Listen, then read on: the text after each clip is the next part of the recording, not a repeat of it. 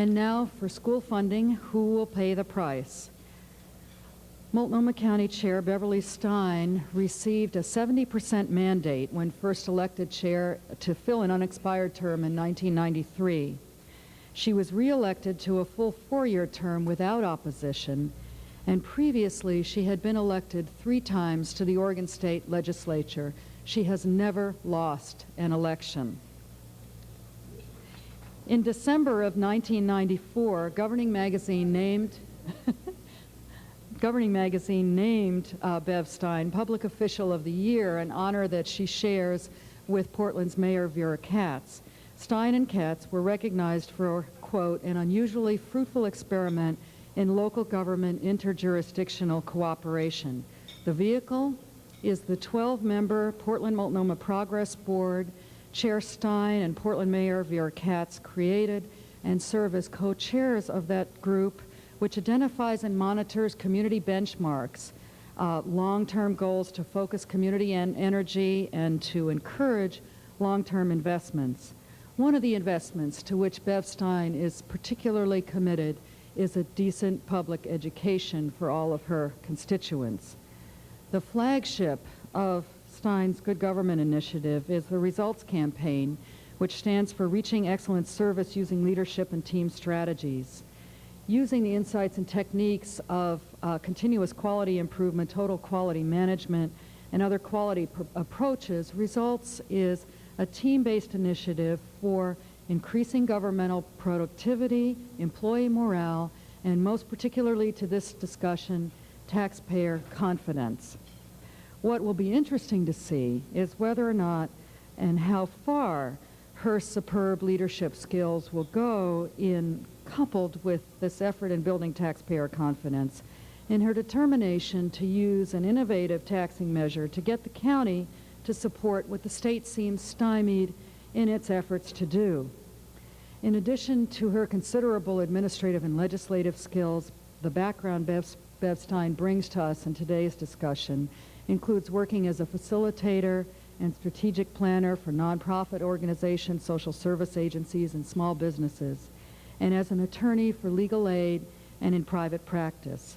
She received a BA in urban planning from the University of California and a law degree from the University of Wisconsin.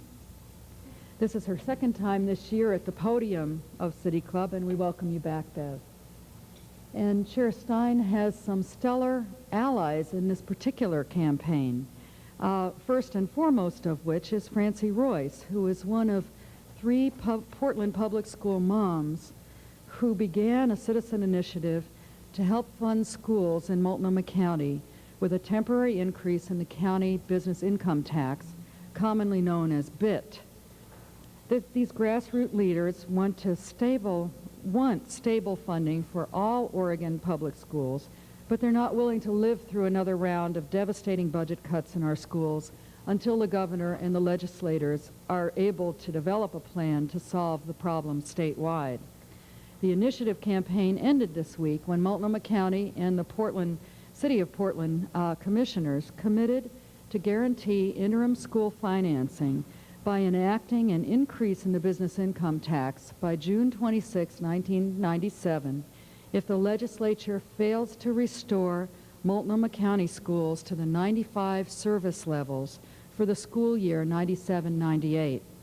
If the state provides some funds, but not all of the necessary funding, the BIT will still be increased up to the maximum, which is 1% annually for 18 months.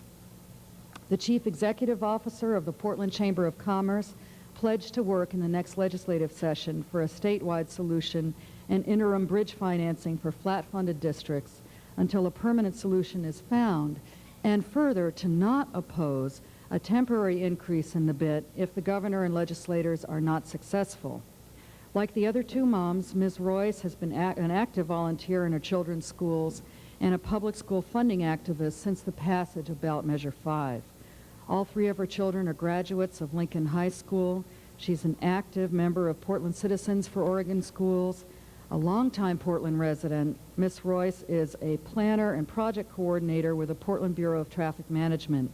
She graduated in 1980 with a BS from Portland State University and earned a master's in urban and regional planning from PSU in 1992. And thirdly, the person without the pink attire on the panel, he allowed us how he didn't even own a pink shirt. While not his favorite option for addressing the school funding issue, Bruce Samson has not only pledged his support, but has lent his considerable lobbying skills to this effort. Bruce has been the Senior Vice President for Public Affairs and General Counsel at Northwest Natural Gas Company since 1990. Bruce is also the current president of the Portland Chamber of Commerce in this important political year. Before that, Bruce earned his law degree from the University of Oregon in 1963. He worked as an attorney for Pacific Northwest Bell and then became a partner in the law firm of Rankin Reagan, Walsh, Samson, and Gallagher. He served as a lobbyist and attorney for AT&T in Washington, D.C., and then became vice president and general counsel for Pacific Northwest Bell in Seattle. He then went on to become president of public policy for U.S. West, again in Seattle, immediately before taking his current position back in Oregon with Northwest Natural Gas. He's active in a number of local boards and commissions and has excellent ties to our legislature, which will begin another one of its marathon sessions in January of next year. We should all note that the deadline which Francie's group has gotten our local officials to adopt is June 1997. So Bruce has his work cut out for him in this lobbying effort. The proposal has a formidable array of people behind it, so perhaps at last the Salem stalemate will be broken. What our audience has here with this panel today is a preview of what our legislatures will be facing in the months to come. I expect some of them are listening on the radio today, and I would encourage you all who are to listen up and have a heads up for this lobbying effort, which we hope will succeed. So with that, I will turn the podium over to Francie. Each of our speakers will speak in turn, and then we will open the discussion to questions from the floor.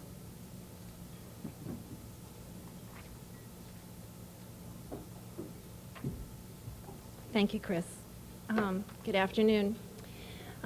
Three moms, Jane Ames, Mary Ann Fitzgerald, and I, decided last May that enough was enough, and we weren't alone.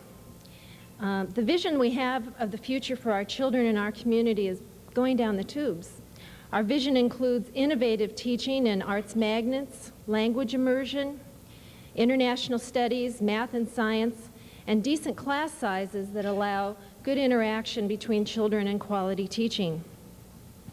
The vision includes counselors and after-school programs and athletics. All of this is at risk, however.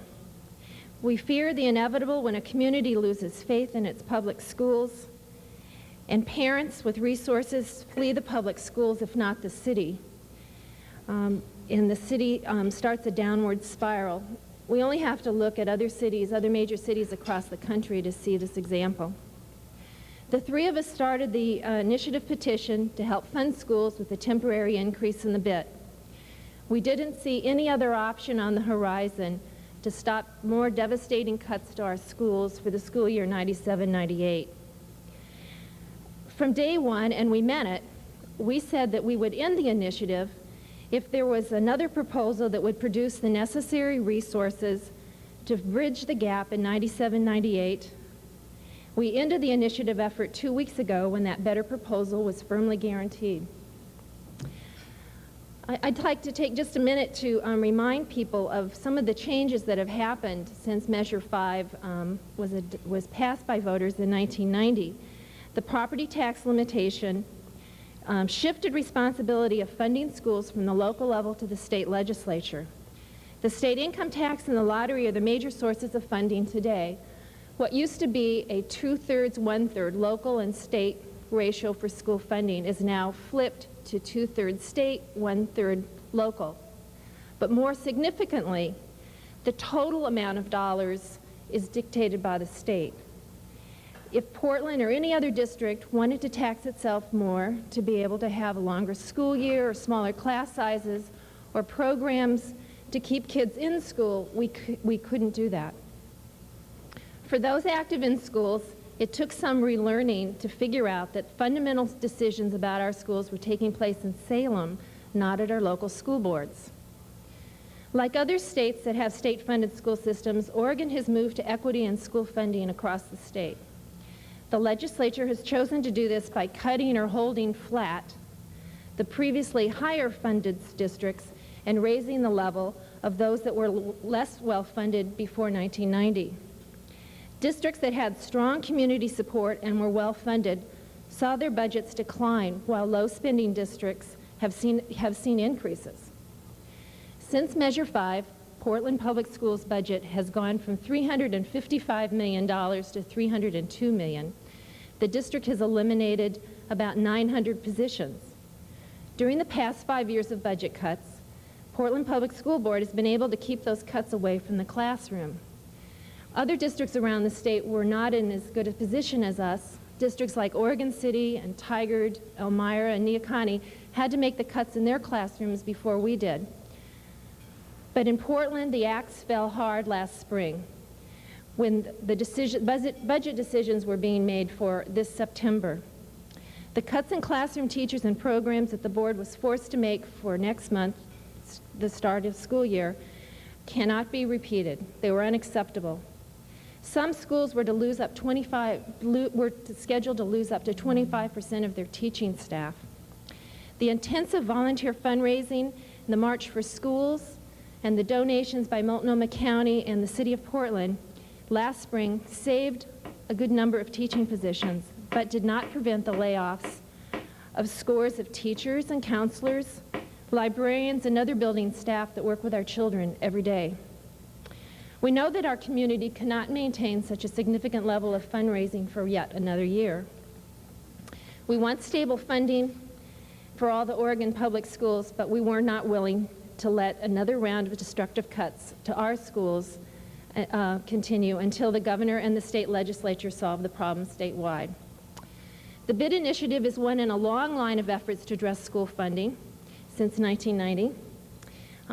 Some of you may remember some of these efforts. In the first year after Measure 5, there was a statewide initiative for a split roll property tax. It would have allowed residential properties to be taxed at a lower rate than businesses, and that went down. In the 1993 legislative session, parents and others traveled to Salem asking for an opportunity to vote on a school funding fix. We got a sales tax measure to vote on. Remember that? In 1994, there was a Kids First initiative. It would have required the state to budget for schools first, and it went down. We were back in the legislature in 1995 to ask for a statewide funding fix again. The obvious source for school funding was the income tax kicker. We lobbied to keep the income tax kicker, but lost as $329 million were returned to taxpayers, a 6% refund for individuals and a whopping 50% for corporate taxpayers. In 1995, also, the legislature referred to voters a ballot measure that would allow lottery funds to be used for schools, and it did pass. However, earlier this year, a special session was needed to backfill the lottery shortfall. Hundreds of parents and students went to the Capitol and rallied on the Capitol steps to fix the lottery shortfall and to help flat-funded schools. But Portland Public Schools came out of this special session with nearly $2 million less than what we went into with. Creating a school funding solution is obviously not an easy task. Reaching consensus on the best way to fund schools is one problem, but more disturbing is that some people in our community are actively undermining any solution because they have an agenda to dismantle public schools and would prefer to see them privatized. Each incremental cut in classroom teachers and support staff further undermines the confidence of parents in the schools and makes vouchers in privatized schools that much more attractive. We ended the BID initiative when we had the firm commitments. Multnomah County students and parents have an interim school funding guarantee and the beginning of a coalition of parents and teachers, concerned elected officials, and business people working together to urge the state to find a solution. The school funding guarantee is in the form of a letter to the governor and the legislature. because it is their responsibility to find a funding solution for all of Oregon's school children. Further, we have the public commitment from the Multnomah County business leaders that they will work with us and others in the next legislative session and not object if the BIT is required to fill the gap.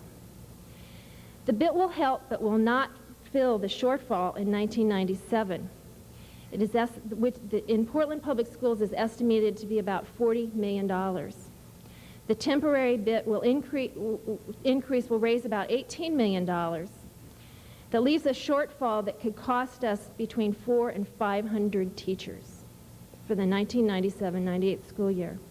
The loss of 100 teachers means one additional child for each classroom. The coalition of individuals and organizations and elected officials that worked hard on the initiative effort and the school funding guarantee reflect the deep concern for our community, for schools and our children. It's a coalition that needs to redouble its efforts going into the next session. The coalition can include you as individuals, as business people, as people with phones and faxes. Write or call your legislatures and the governor and let them know how important schools are to our community. If you have friends or family in other parts of the state, urge them to contact their local leaders or their state leaders. We need statewide coalitions. Ask each candidate for this November's election what they will do to support schools, and ask them to be specific.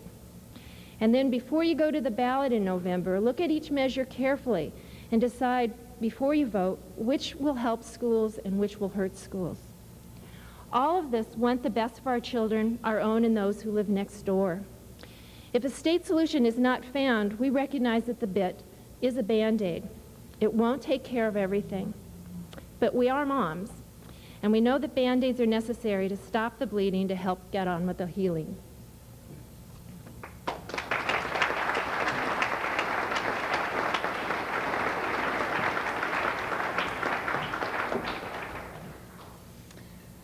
I want to thank the program committee for inviting us to speak today on this important topic, and really appreciate having a chance to address the City Club audience once again this year. I sat at my desk yesterday morning thinking about what to say to you. I do my best work really early in the morning. I'm one of those people with a biological clock that turns on at 5 and turns off about 9. And I thought, what can I say to City Club members and guests about school funding? Because you are the people who, by the fact that you are here, are evidencing that you care about community and contributing to its success.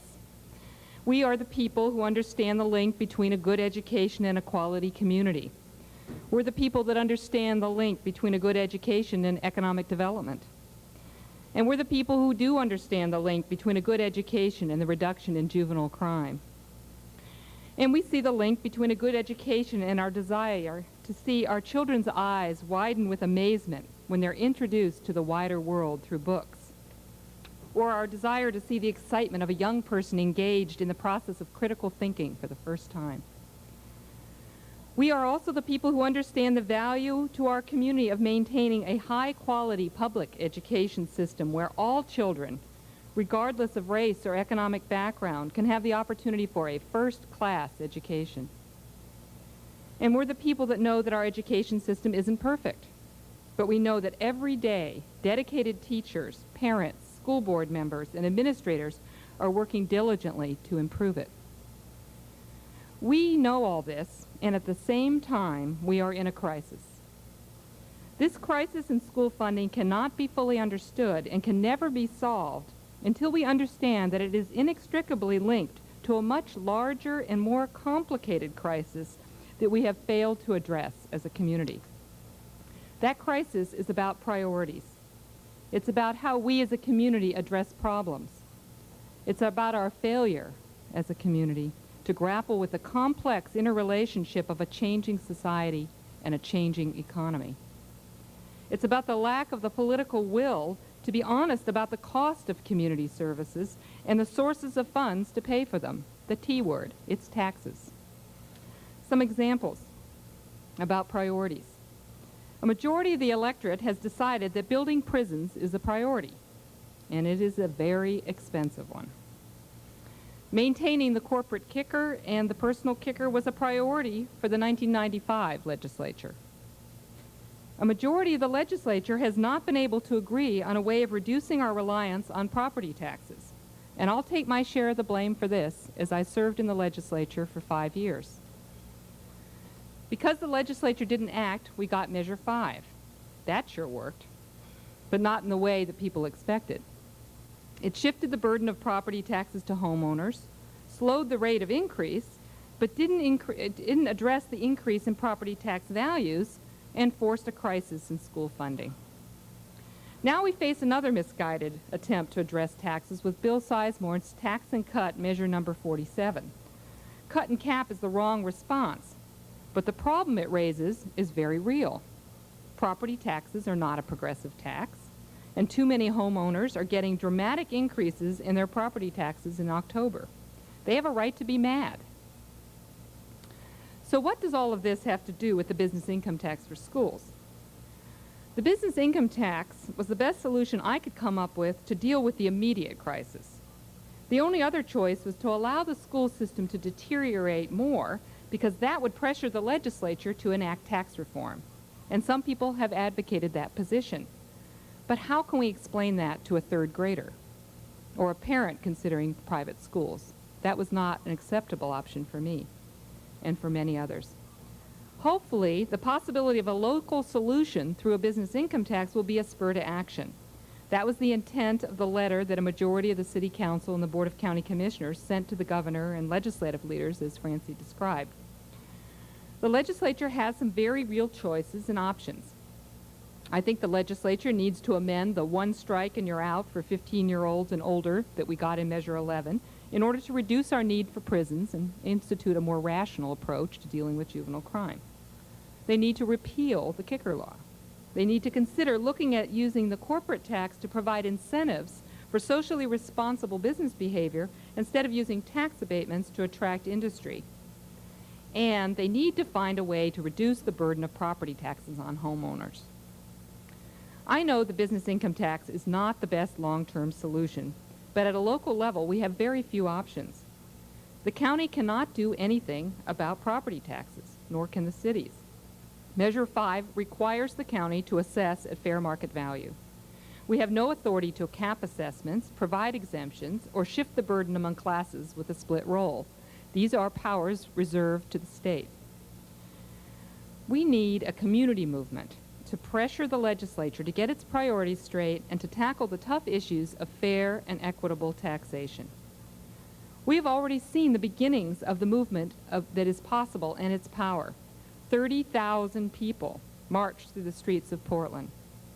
And 3 moms, with the help of the Oregon Students for Education, Oregon Fair Share, Portland Organizing Project, some very brave small businesses, Portland Citizens for Oregon Schools, Portland Association of Teachers, and others, showed what courage and commitment can do when they started to back an initiative petition. On a personal note, I want to say that the outcome of my original proposal for a business income tax was quite different from what I had expected when I announced it, and often these things work that way. It would have certainly saved some wear and tear on relationships, certainly mine, for the BIT to have quickly passed the Board of County Commissioners. But building a solution which is based on citizen mobilization and not opposed by the business community is far more important for the long run, and I'm very pleased with the way it turned out. We need to take on the hard work of forging community consensus and community priorities, and we need to be honest about what those priorities cost and how we will share the tax burden for paying for them. Elections are looming, and those running for the legislature need to hear from us. They need to hear not just from 3 moms, but hundreds of moms, hundreds of dads, and hundreds of us who care about children in our communities. If it's worth getting, it's worth working for. A quality education for children and young people is worth fighting for. Thank you.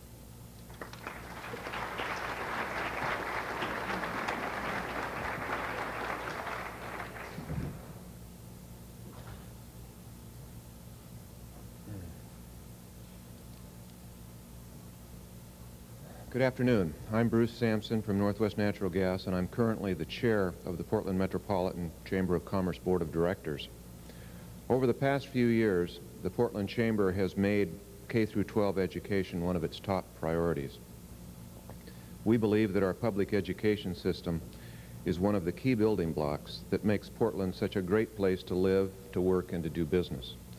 We're proud of our school system here in Portland. It's not perfect, but it's way above average. Let me cite you just one statistic to support that conclusion. Over 80% of the children raised in the Portland School District choose to attend Portland schools. That's the highest rate in the nation for cities of our size or larger. In other places, families moving into a city move to the suburbs to be assured of getting good schools. In Portland, you don't have to do that, and we want to keep it that way. Unfortunately, right now, something is badly out of whack in the way schools are funded in this state. As a result, the Portland schools, as well as many other schools across the state, are in serious financial trouble. The problem, as the other speakers have noted, is the result of two colliding events: ballot measure number 5 and the equal funding per student principle.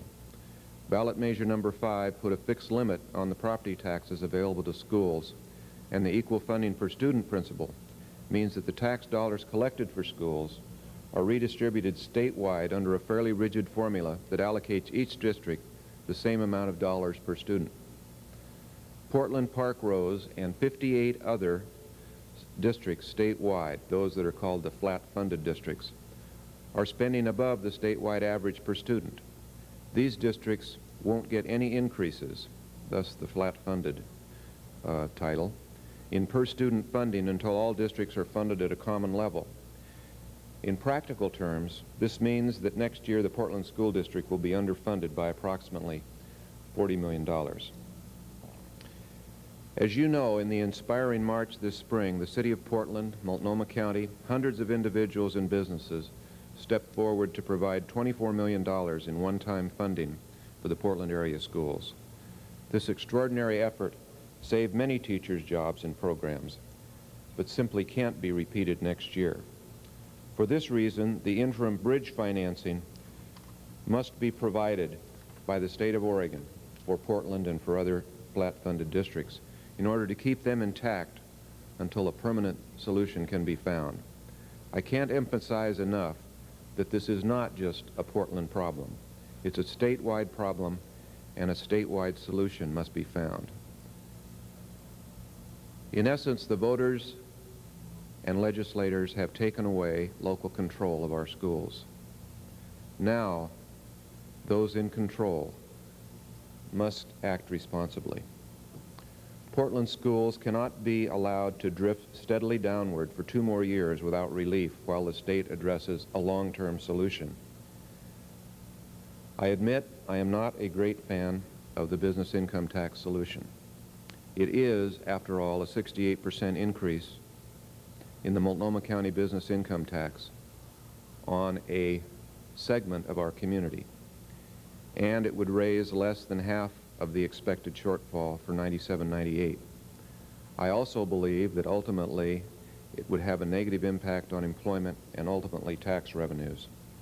But should the state not provide the bridge funding in time for the 1997-98 school year, then the Portland Chamber fully recognizes and accepts that the Multnomah County Commission will enact a temporary increase in the business income tax as a necessary last resort. Let me emphasize again that a much preferable outcome is for us to succeed in our common effort to obtain bridge financing for flat-funded schools and help the state find a permanent long-term solution. In closing, I want to thank my 2 fellow panel members, and for Mayor Katz, and for the County and City Council for their willingness to forego the business income tax on the ballot this year so we can give our governor and our legislature the opportunity to do the right thing. I invite all of you to join us in this critical effort. Surely a state that worked together so well to overcome the flood of '96 can build one more bridge over the troubled waters of school finance. Thanks for having me here today, and we welcome your questions.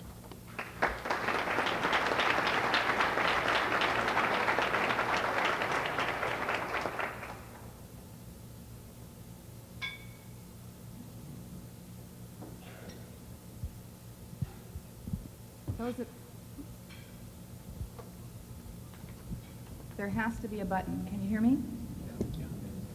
Those of you that have questions, feel free to start moving towards the microphone. And as Chris mentioned, I have the honor of asking the first question. As a small business owner, along with probably many other folks, I am very concerned about an increase in the bit, even if it is a temporary solution. Yet I am really impressed by what is going on at a local grassroots level, and I am also a mom, around supporting our schools. How can we get the same kind of grassroots attention on the root cause of the problem, which seems to be our state legislature and tax reform? How do we get the eyes off of just an issue? Because today it's schools, tomorrow it could be health and human services, the next day it could be something else. And how do we get the issues get off the little issues and get on the fundamental issue, which is how much tax can an Oregon resident afford to pay and maintain a standard of living that would achieve the benchmarks that our Progress Board has set for this state? Bev? The designated spokesperson here for the moment. Well, I think one thing you heard here, which we didn't plan this out exactly, is a consistent message from all three of us. I come from government, from citizens, from business, saying we all have to work together and put our pressure on the legislature to move towards tax reform. I think the other issue for me is the issue that I raised in my talk about priorities, that if we can't get straight with each other about how many prisons we're going to build, and what our public safety policy is going to be, then we aren't going to be able to address human services and education. I mean, those of you who know the legislature know there's three basic things that the legislature funds, and it's public safety, it's education, and human services. Now, public safety has started to take over all of those. We have to have a conversation among us, and I'm hoping as chair of the Public Safety Council in Multnomah County that we're going to be able to help engender that conversation about exactly where we want to put our dollars. Because we can't just tax and expect people to keep paying for everything. But when we have ballot measures that require us to do certain things, then we end up having to pay for those at the expense of others or raising taxes. There's a community conversation that has to realize that these things are all interconnected and they cannot be addressed separately one at a time. Yeah, just one short comment. I think one of the problems that we have in this state right now is that is the so-called two-state problem. Downstate, what we hear is, well, you know, it was Multnomah County that passed ballot measure number 5. The rest of the state voted it down. I think we have to work with the rest of the state, particularly with the legislators from the rest of the state, and try to find this statewide solution. Because if we position ourselves as the elitists from Portland, that's just going to confirm suspicions. And so again, I think we need to develop a statewide solution that isn't just Portland focused. Thank you. Hi, I'm Louise Tippin, City Club member, and I have the math question of the day. My understanding is that as a result of Measure 5, that the business tax was reduced. And my question is, with the business income tax for the schools, are they matched? Is it more? Would the business income tax be more than what was saved from the results of Measure 5, or is it less, or does it equal out, or it's the math quiz? I could try it, and then Bruce may know too. The problem with making that connection, I think, is that different businesses are affected differently by property taxes and income tax. So the business income tax is on the net profit that a business makes. The property tax, of course, is on businesses that own a lot of property. Some businesses that own a lot of property may have a low profit. So it's not a match, and I'm not actually sure what the total dollars are, but it's not necessarily a match business to business. Yeah, was hoping that we wouldn't have to get into this. This is sort of complicated, but actually the property tax on business and residential is the same. The reason that the taxes on residential has gone up more is because property values have increased significantly on residential and have remained flat on business and commercial. That's happened since ballot measure 5 was passed. Prior to that time, business values were going up faster, so that tends to fluctuate, but that's the reason for the difference. Before leaving that question, Bruce, you did say something, and Francie, I'll get to you also. You did say something about the bit not covering the shortfall. Is that part of the math equation? That's true. Okay. Francie. Yeah, the BIT would garner about $27 million if it's imposed for the 1% over 18 months. And the expected shortfall for Portland Public Schools alone is $40 million. So you can do the math there. With Portland, the $27 million actually will be distributed if the bid is imposed across Multnomah County, and probably about 18 to 19 million of that would be Portland Public Schools' share. Thank you. I'd like to answer that other question about the shift in taxes in the bit.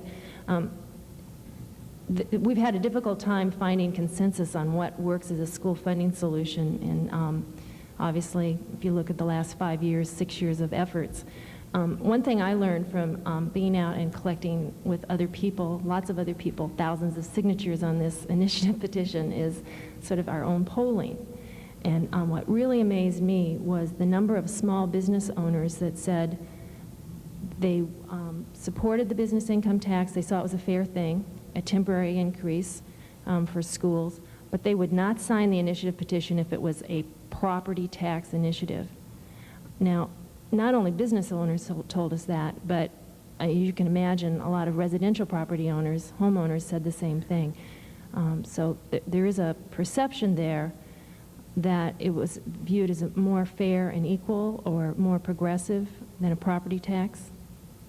And in terms of Bruce mentioned this, that the reason, there is a property tax rate that's the same for both businesses and residential. But since Measure 5, because of increased assessments in residential property and commercial properties remaining fairly flat, or in some cases decreasing, there's been about a third drop in commercial property tax rates. Excuse me, not rates, but amount that they pay. Thank you. We'll take another question from the mic. My name is Milt Markowitz. I'm a City Club member, and I'd like to thank all of the people on the panel because I know all of you really care and have worked hard on this. It seems that the culprit is Measure 5. We've gone back to that over and over again, and yet in thinking back to Measure 5, I don't know anybody that voted for it because they knew anything that there was going to be centralization or that centralization would lead to equity, as it was described there. And we've also seen over and over again that there is an incredible amount of local support for our schools. And I think the issue really is local control. And so my question to you is, what can we do to undo the unintended consequences of Measure 5, the centralization and the equity? Because I feel that each time we go to Salem to look for our solution, it's like we're making that more and more like that's the way we ought to fund our schools. And I really think that it's probably not. Just one thing we can do is not vote for the cut and cap Measure 47, because that actually contributes to the loss of local control too, because embedded in that measure is the idea that the state would be able to choose some priorities on how we'd use our local property taxes ultimately. So we don't want to keep that trend going, because I think the local connection is and local control is very important. The governor has appointed a special committee on the local option. I think that will give us more local control. Then if a particular district voters decide that they want to enhance the level of education above a basic required equal level, they can vote to do that. And I think at least that's one way we can regain some local control. If I could comment on that, that's making me nervous, is that this local option committee that the governor has set up may be just focusing on a local option property tax. And as you just heard from Francie, and my experience too, and the polling indicates, the effect of that will be, I lost my train of thought because I got this note. So if she wants me to put this on here. So let me do that.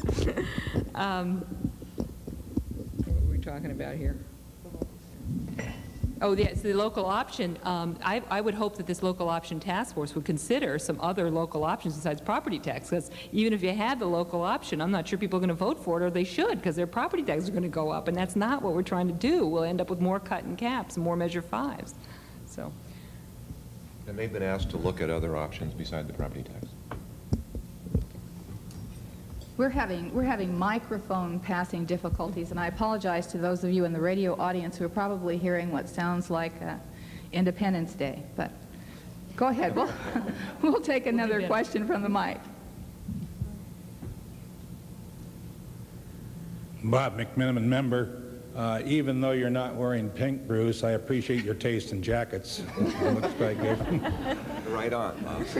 The City Club has a committee right now studying gambling, and as has been mentioned by Francie, there's some of the money now goes to education from gambling funds.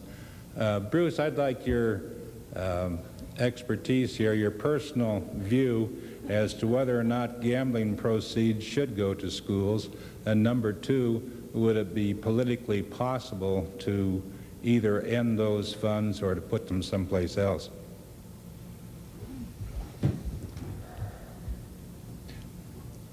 Should gambling tax, or should gambling monies go to schools? Should the state be in the gambling business is another way to ask that question. I have grave reservations about the first question, whether the state should be in the gambling business at all. It bothers me to hear commercials on the radio, cute commercials trying to get you to gamble. But if the state is going to gamble, and if it is going to get the revenue, then what better use to put that revenue to than education? Thank you.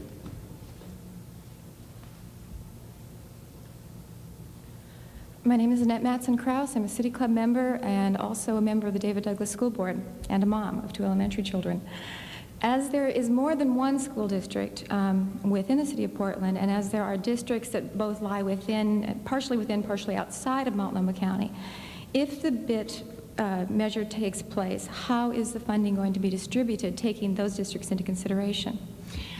We haven't made a definite decision about that because we haven't gotten there, but the general thinking, and this could change, so I don't want to say this is definite, is that we'd probably distribute it in the same way we distributed the $10 million that Multnomah County contributed to all the school districts in Multnomah County. And that decision was arrived at by consensus of the superintendents of all the school districts in Multnomah County. Gail Shibley, I'm a City Club member, and I have to say I really like this side of the microphone. It's kind of nice. I'm also, frankly, a little chagrined and perhaps a bit embarrassed that there are only 2 of us as elected representatives who are here today. Hearing about this most important issue. As a champion for public education, I appreciate and applaud the coalition building and the seeking consensus, the win-win solution here, because I think this is exactly right.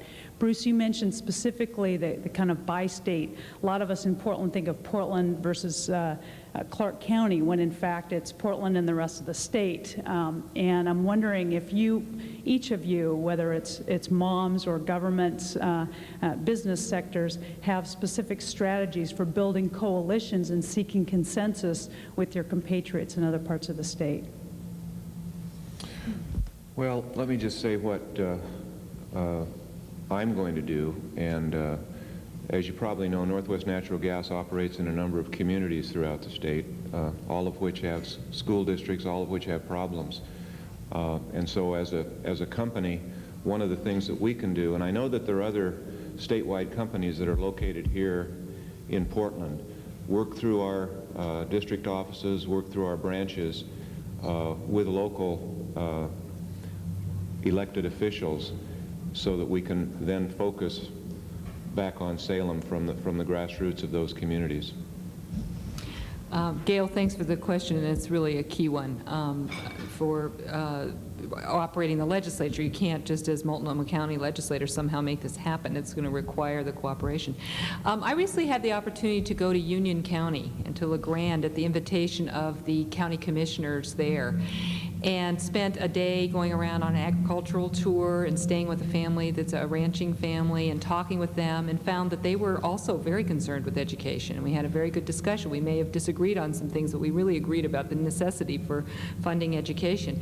After doing that tour and finding how much they appreciated having us come there and just show interest in Eastern Oregon, I brought the idea back to our Washington, Clackamas, Multnomah County section of the Associated of Oregon Counties, and suggested that the Association of Oregon Counties do kind of a exchange program where maybe we'd bring some citizens and county commissioners from this area over to other counties in other parts of the state, and that they would come here and see the kind of issues that we grapple with, which they're not as aware of as they need to be. Just as I learned everything you could imagine about harvesting mint, that I didn't even know that they grew mint there, but and all kinds of, I learned all these different things about different kinds of wheat, and I mean, and they need to find out all about the different problems and issues that we have here, what we talk about when we sit around the dinner table. I mean, when I woke up in the morning there, they were concerned because there'd been a frost the night before, and that could have really hurt them economically. Well, when I wake up in the morning, I think about something else. So that's what I'm hoping I can do. The change in the school funding that we've talked about, we have to remember that before Measure 5, before we became a statewide system, there were lots of districts around the state that were in really bad shape. A lot of districts were in the safety net.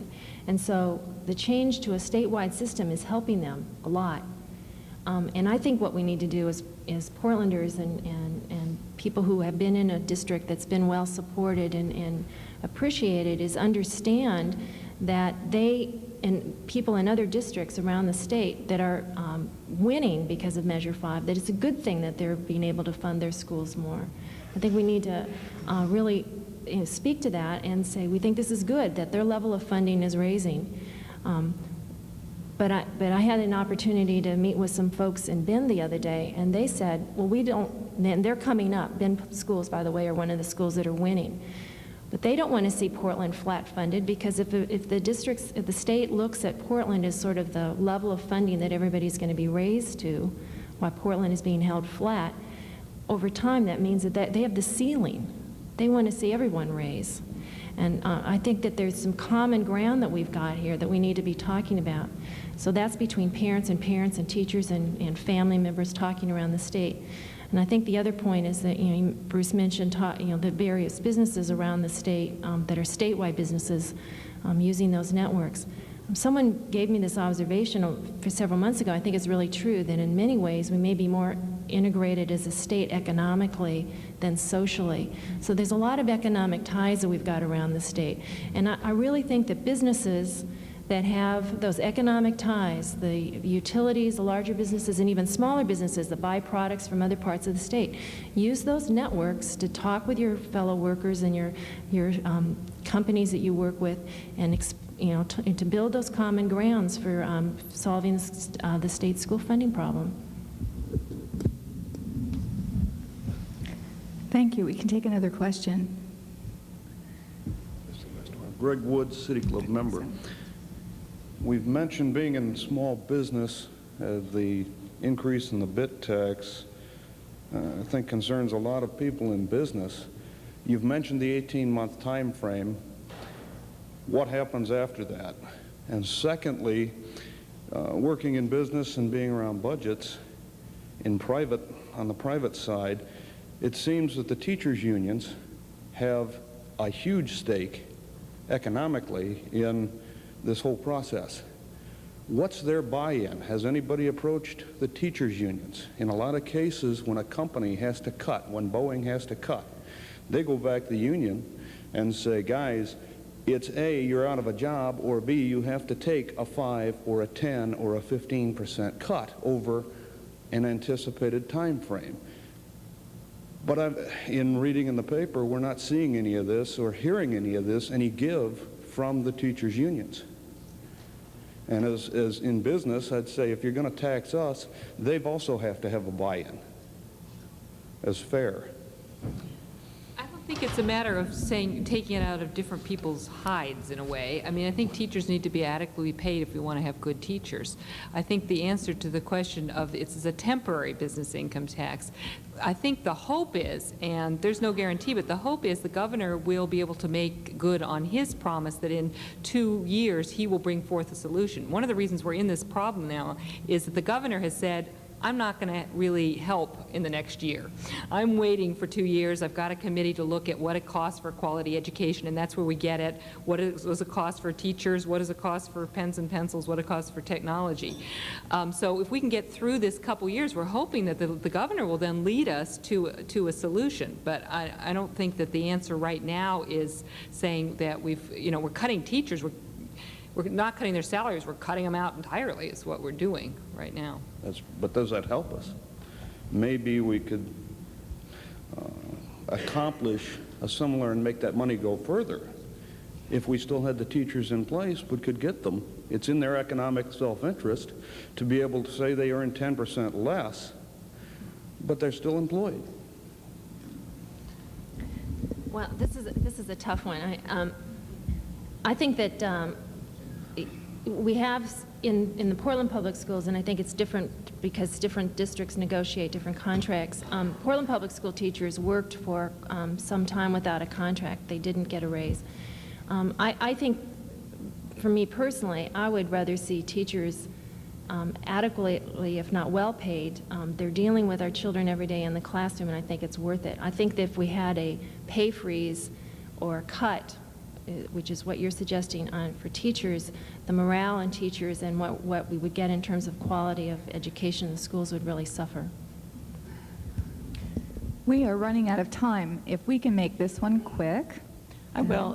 My name is Mary Ann Fitzgerald. I'm one of the moms, and I just want to ask Bruce a follow-up question to Gail's. Have you talked to AOI or other statewide business organizations or other businesses from around the state to look at things like the corporate kicker, the tax credit programs, or even the bigger picture that Bev mentioned about setting priorities, to try to build coalition from business to business so that business somehow acts in that unanimous group? Yes. Yes, we are working with AOI, and we are working with OBC, the Oregon Business Council, and most importantly, some of the large businesses that are headquartered here are working together on this problem. We actually do have time for one more question. Go ahead. I'm not sure who I'm addressing this question to. It's a bit of a background understanding question. Could you help us understand the nature of the resistance, maybe at the philosophical level, to having a basic statewide funding, this is a basic education and we pay for it at the state level, and then to have the local option add to that? What's the resistance to having the local option once there is a good level of education is provided? I think people would support the local option if people were confident that all students around the state were getting an adequate education. I think that's sort of the point. I think the issue, though, around the local option is the pressure on the property tax. And it gets into a larger issue about people's response to the property taxes. One of the phenomena is that people seem to be willing to vote for their property taxes to increase. I mean, one of the reasons people's property taxes are going up is because they voted for more money for jails, for libraries, for school technology, and they voted for them incrementally. But then when they get the property tax bill in October, they go, oh no, I didn't really mean it. And we just keep exacerbating that problem if we end up asking people to vote for more property tax, and then we end up with a response that is like ballot measure 5 or the cut and cap measures, which are, to me, addressing a real problem, but addressing it with a meat cleaver. And I wish you all a good weekend, and I look forward to seeing you next Friday. We are adjourned.